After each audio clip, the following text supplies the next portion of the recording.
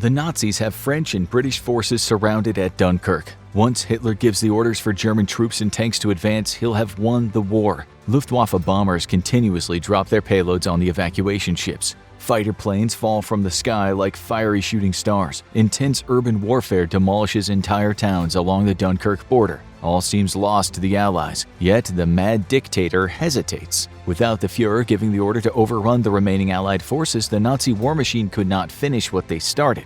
Dunkirk will be both Germany's greatest victory and the biggest mistake of World War II. September 1, 1939. Nazi Germany invades Poland. Their heavily armored tanks, well-supplied troops, and lightning-fast aircraft quickly sweep across the landscape and secure victory for the Third Reich. The rest of the world watches in horror as Adolf Hitler does the unthinkable and brings everyone to the brink of war. France, Britain, the Netherlands, and Belgium immediately begin preparing for an attack that will inevitably come from the power-hungry dictator to the east. September 3, 1939. France declares war on Germany. All of their allies, including Britain, are now part of the unfolding conflict in Europe, whether they want to be or not. In a few days, light skirmishes will break out along the French-German border. It's as if Hitler is probing the French defensive line, testing it for weakness. The Nazis will find a way into France, but it's nowhere near where the Allies expect it to come from. For the next 6 months, there seems to be an eerily calm that settles just before the storm breaks out across Europe. This is known as the Phony War. The small skirmishes along the French border appear to be little more than idle threats. The French command orders their forces to fall back behind the Maginot Line to provide them with slightly more protection. German U-boats patrol the waters of the English Channel, North Sea, and the Atlantic. They hunt for any unguarded supply ships that may be aiding their enemy in the war that's to come. While tensions rise across the continent, Adolf Hitler reaches out to the other powers in Europe to see if there's any chance of maintaining peace while also allowing him to keep Poland and other slight border gains made during this time. The response is not what he'd hoped. The British concoct a plan to hurt the Nazi war machine and allow them to build up their forces for when war does break out. In secret, the Allies start to place mines in the harbors of Norway, which is a neutral country in the dispute. By placing mines in Norwegian ports, Britain is risking lighting a match that could ignite the powder keg of war in Europe, but Germany must be stopped at all costs. Germany is receiving a massive amount of coal from Norway, and the disruption of this critical resource should slow down the Nazis' military growth. April 7, 1940. Adolf Hitler hears rumors of the Allies' plans to place mines in Norway to cut off one of his most vital supply lines. For many months, German military strategists have been planning the best way to overtake Western Europe and bring the Allies to their knees. April 9, 1940. The sun rises on the Danish-German border. It's a quiet morning. A gentle spring breeze wisps through the fields, gently blowing tall grass from side to side. It's peaceful in the countryside. But along the water, mechanical beasts make their way into Copenhagen's ports. The Nazis first deploy their warships into the harbors of Denmark. Then they deploy their tanks, which plow through the Danish countryside and dispatch the minimal resistance they encounter. The sound of roaring engines from the Luftwaffe fills the sky over Norway and signals the country is now under German occupation. The planes drop paratroopers who quickly capture major ports and cities. With the invasion of Norway and Denmark underway, the Netherlands and Belgium know they're next. They join forces along with the French and British to fortify their eastern borders to stop the onslaught of the Nazis that are knocking on their doors. 900,000 troops from the Netherlands and Belgium are deployed to the border. Their combined air forces number around 900 planes, almost all of which are obsolete compared to the much larger and vastly superior Nazi Luftwaffe. Germany has around 3.5 million troops, 5,500 aircraft, and 10 panzer divisions ready to fight the most bloody war the world will ever see. One of the key differences between Nazi military strategy and that of the Allies is that they have their tanks in their own divisions. The Allies have their tanks dispersed between different infantry units. This will be a fatal flaw in the battles to come as Nazi panzers take advantage of this and decimate entire battalions of Allied infantry and tanks. May 10, 1940. Adolf Hitler sits in Nazi command with his generals. He decides that the time has come to attack. After numerous battle scenarios, Hitler chooses Lieutenant General Erich von Manstein's tactic to launch an invasion along Germany's western front with 3 main forces. The Nazis wait for updates as their men begin a unified attack into Allied territory. General Wilhelm von Lieb commands Army Group C as it slams against French defenses along the Maginot Line. This will be the hardest line to break for the Nazis, but the plan doesn't necessarily hinge on Army Corps C's success. Hitler and his generals know that they can throw everything they have at the French border and likely come out on top. But it'll cost them an unfathomable amount of soldiers and resources. Instead, Wilhelm von Lieb and his force just need to keep the French busy, while the other 2 Nazi forces carry out their missions. General Theodor von Bock commands Army Group B.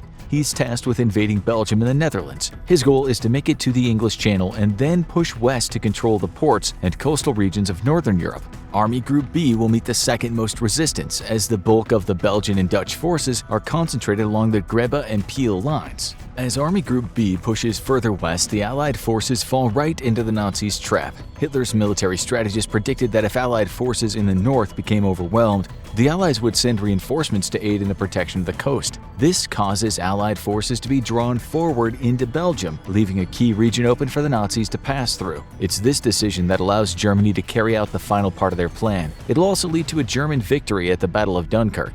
As the French are fighting to hold the line against General Wilhelm von Lieb, the remaining Allied forces are repositioned to meet General Theodor von Bock and his army in the north. At the same time, General Gerd von Rundstedt leads Army Group A through the Ardennes to penetrate the Allied defensive lines. Army Group A consists of 1.5 million soldiers and over 1,500 tanks. The Nazi plan of attack goes exactly according to plan. The Allies let themselves fall right into the trap of the Germans by splitting their forces to the north and south. This leaves a gap straight through Luxembourg and southern Belgium, where Army Group A meets little resistance. There is now no way to stop the spread of Nazi forces from Army Group B, since reinforcements from the south can't reach the northern line of defense. Army Group A demolishes any resistance they come across while rolling through the Ardennes forests and hilly landscape. The geography of the region is the only thing slowing them down, but it doesn't stop them. The Allies truly believed that there was no way Hitler would send his troops through the Ardennes because of the landscape. Unfortunately, they were wrong, and now Germany is dominating the battlefield. May 11, 1940. British and French forces scrambled to aid their allies to the north. They reinforced the middle of the Belgian countryside but failed to offer any relief along the coast. Army Group A continues its mission through the Ardennes to reach the French border and flank Allied forces to the south. Divisions within Army Group A scream across the Ardennes. Their target is the Meuse River, which they'll need to cross in order to enter France. May 13, 1940. French and British units are stationed along the Meuse River. They await orders on where they'll be deployed next. Suddenly, Allied soldiers hear the roars of engines from across the river. Above them, white parachutes open like circular clouds drifting across a blue sky. The Nazi infantry breaks through the tree line. The Allied forces stationed across the Meuse River never expected to see Germans here. Word reached them that the Nazis were trying to pass through the Ardennes, but Allied command was sure it would take them several days to get through the rough terrain. In fact, they were so sure that Nazis wouldn't be able to get their tanks through the Ardennes that they didn't bother deploying anti-tank guns to the region. This turns out to be a huge error. May 14, 1940.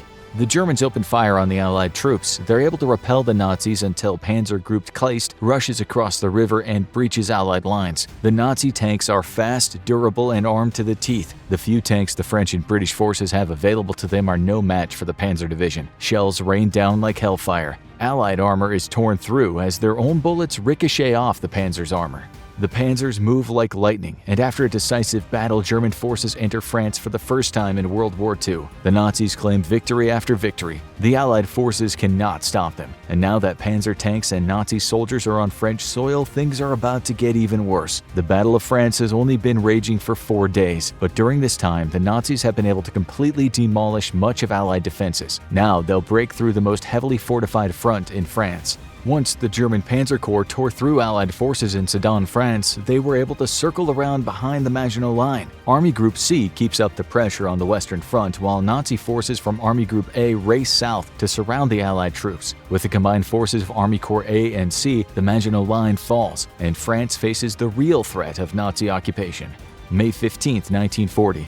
French troops retreat toward Paris to try to defend their capital. Nazi tanks and troops are in hot pursuit. Paris will fall in time, but that battle will not determine the outcome of the war. However, the Battle of Dunkirk and the evacuation of soldiers across the English Channel will play a pivotal role in the years to come. The Battle of France and the coming Battle of Dunkirk will both be successful victories for Germany, but a crucial mistake is made, a mistake that will haunt Adolf Hitler for the rest of his life. Although much of the German forces from Army Group A push toward southern France, a sizable portion heads west and then north to block the escape of retreating French and British forces. Army Group B continues pushing Allied forces toward Dunkirk, putting their backs against the English Channel. Now that Army Group A has encircled them, the Allies have nowhere to go but across the Channel and into Britain if they have any hope of saving the men that are now stuck in Dunkirk.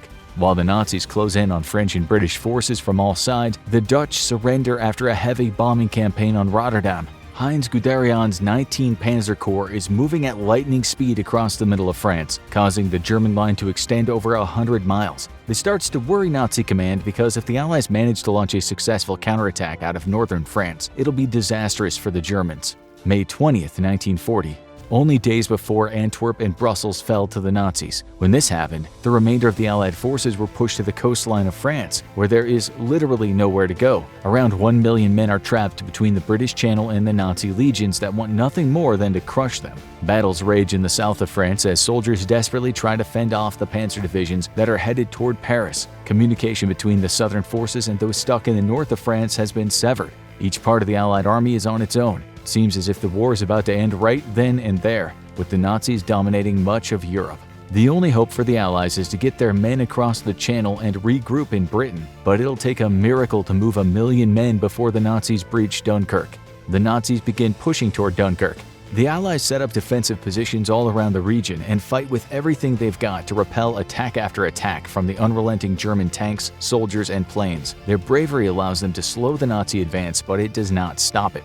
The crushing pressure that German forces put on the Allied soldiers in northern France becomes unbearable. There just aren't enough ships to ferry the men off the European mainland and onto the shores of Britain. May 24, 1940. The Allies are about to lose the war. Luftwaffe bombers and fighter planes strike defensive positions around Dunkirk, annihilating Allied troops and cannons. Then, something incredible happens. The relentless Nazi advance stops. Allied soldiers look at one another in disbelief as the panzer tanks sit idly on the front line of the battlefield. German soldiers watch from a safe distance as their enemy is stunned by the pause in the battle.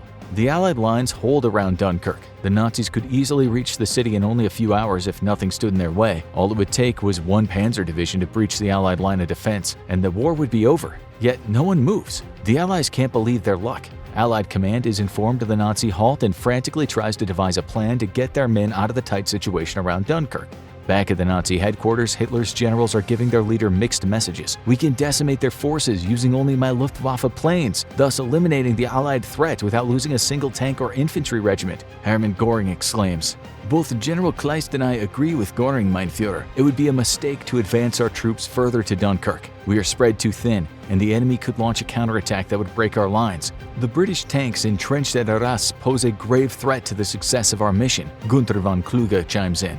"We also need to conserve our armored divisions for the next stage of the offensive. If we lose too many tanks to secure Dunkirk, our push into southern France could be hindered. And we should not forget that the end goal of all this is to create a Third Reich that spans from the Atlantic Ocean into Eastern Europe. At some point, we'll need to deal with the Soviets," General Gerd von Rundstedt states. Hitler sits quietly, thinking of what he should do next. Even though many of his top generals have told him to slow the assault into northern France, many warned that if Germany allows the British and French forces to escape across the English Channel, it could ultimately lose them the war. However, Adolf Hitler cannot forget what happened to the men he served with in World War I when they got bogged down in the marshy landscape of Flanders. This thought instills fear in the Führer that his tanks might become stuck and all will be lost. Then again, perhaps if he allows Britain to pull its men out of France, they might be more likely to enter into peace talks. Hitler would be more than happy to let Great Britain keep their little island momentarily if they stayed out of his affairs on the European continent. "I cannot make such an important decision with haste," Hitler says to his generals. "We will reconvene and discuss our choices in the days to come. Until then, our ground forces will remain halted outside Dunkirk." Many of the Nazi leaders in the room nod their approval. Others shake their heads in dismay. Adolf Hitler may have just handed the war to the Allies. May 26, 1940. As Hitler and his generals debate on what to do about the invasion of Dunkirk, the Allies work fast. When German ground forces were brought to a halt, Allied command ordered as many troops as possible retreat to Dunkirk for evacuation. Over 700 civilian ships are sent from Britain to Dunkirk to bring soldiers across the channel. Operation Dynamo has commenced, and it'll become the largest military evacuation of all time. That evening, Hitler makes up his mind. When reports start coming in that Allied soldiers are escaping across the channel, he has no choice but to unleash his ground forces and rush them toward Dunkirk as quickly as possible. The Luftwaffe tries to conduct bombing runs on the massive evacuation fleet that seems to have appeared overnight, but the British Royal Air Force claims air superiority for the moment. Dogfights break out in the sky over Dunkirk as ships ferry soldiers away from the Nazi threat. Not every ship makes it back to British shores. Both naval and civilian ships are used in the evacuation. Many are either damaged or destroyed by Nazi planes. British aircraft tried their best to take out as many bombers as possible, but the Nazi Luftwaffe seems to have an endless supply of aircraft with skilled pilots. May 27, 1940. After a night of bombing and air-to-air combat, the Luftwaffe returned to finish the job. The German aircraft swoop in and drop their payloads on the docks of Dunkirk harbor. This entire section of the city is destroyed. Admiral Bertram Ramsay is given overall command of the operation to evacuate Allied forces from Dunkirk. He tasks Captain William Tennant with overseeing the evacuation efforts on the shores of France. When Tennant arrives, he finds that the Allies can only evacuate from the beaches of Dunkirk, since the port has been completely destroyed. The makeshift fleet ferries just under 8,000 troops from Dunkirk to Britain in the first full day of evacuations. At the same time, the renewed German advance slams into heavy resistance. Allied soldiers have had a few days to rest and know that the evacuation efforts hinge on their ability to hold the Nazi ground forces back. As reports come into the German high command, Hitler is furious that his forces aren't getting through the Allied lines. He orders another halt in the Nazis' attack, which buys the Allies more precious time. Hitler then redirects his forces further south to try to get around the Allied line of defense. The German tanks and soldiers end up being too much for the limited Allied forces, and they're slowly pushed back closer to Dunkirk. May 28, 1940.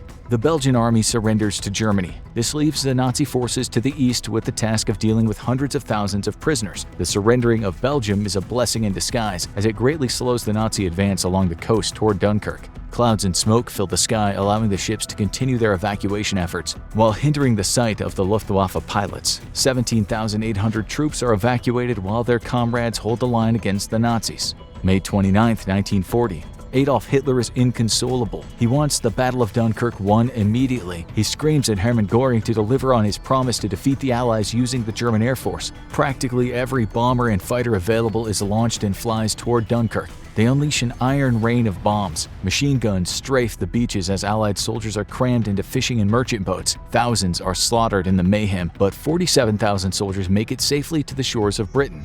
May 30th, 1940. Bad weather and low visibility hinder the German Luftwaffe's efforts to stop the evacuation of Allied soldiers once again. Almost 59,000 troops make it to safety across the English Channel. May 31st, 1940. Throughout the evacuation during Operation Dynamo, a brave contingent of Allied forces hold the area around Lille, France. The Nazis have been trying to conquer the city. As if they push into Dunkirk without making sure that Allied soldiers holding Lille are dealt with, it might lead to devastating counterattacks. Nazi generals shout orders at their commanders as they desperately try to smash the Allied force holding the city. The men have been fighting valiantly, but on May 31st they are overwhelmed by the Nazis, who allocate even more forces to secure the city. The sacrifice of the soldiers at Lille allows thousands of soldiers to escape that might not have otherwise if the Germans had been able to focus solely on Dunkirk. When Lille falls, 35,000 troops are captured, but at that same time 68,000 men make it out of Dunkirk in the biggest evacuation day of the battle. June 1st, 1940. The weather clears up. Nazi airplanes wreak havoc on evacuation efforts. 4 destroyers and 27 ships are sunk. Thousands of lives are lost. Even still, the Allies evacuate around 62,500 men. June 2nd, 1940. 26,256 troops are evacuated from Dunkirk. German ground forces creep closer and closer to the city, while thousands of soldiers still need to be evacuated. Time is running out. June 3rd, 1940. Evacuation efforts are taking their toll on the ships, men, and sailors who are doing everything they can to save as many lives as possible. 26,700 Allied soldiers are rescued. The Nazis are within eyeshot of Dunkirk. The soldiers who are holding them back are sustaining heavy casualties. It'll not be long before the Germans are victorious. June 4th, 1940. A final round of 26,175 Allied soldiers are evacuated from the shores of Dunkirk. The Nazis enter the city just in time to see the last of the British ships sail away. It's a sight that signifies the failure of Adolf Hitler to act strategically during the battle. No one knew it then, but his orders to stop the German advance outside of Dunkirk while he assessed his options might have cost him the war in the end. Make no mistake, the Nazis were victorious at the Battle of France and the Battle of Dunkirk. They secured Dunkirk and with it captured 40,000 French soldiers. Another 40,000 British soldiers were also seized in the surrounding area. An even bigger win for the Nazis was that in the turmoil and expediency of the evacuation, the Allies left behind hundreds of field guns, anti-aircraft guns, and anti-tank guns. It's also estimated that the Germans were able to capture around 700 Allied tanks, which they used in their own battalions throughout the war. After the Battle of Dunkirk, German forces could focus on capturing the rest of France, including Paris, which is exactly what they did. Dunkirk and the Battle of France may have been the Nazis' greatest victory in World War II, but allowing so many British and French soldiers to escape may have cost them the war in the years to come. Now watch How I Survived D-Day, the Battle of Normandy, or check out the Battle of the Bulge.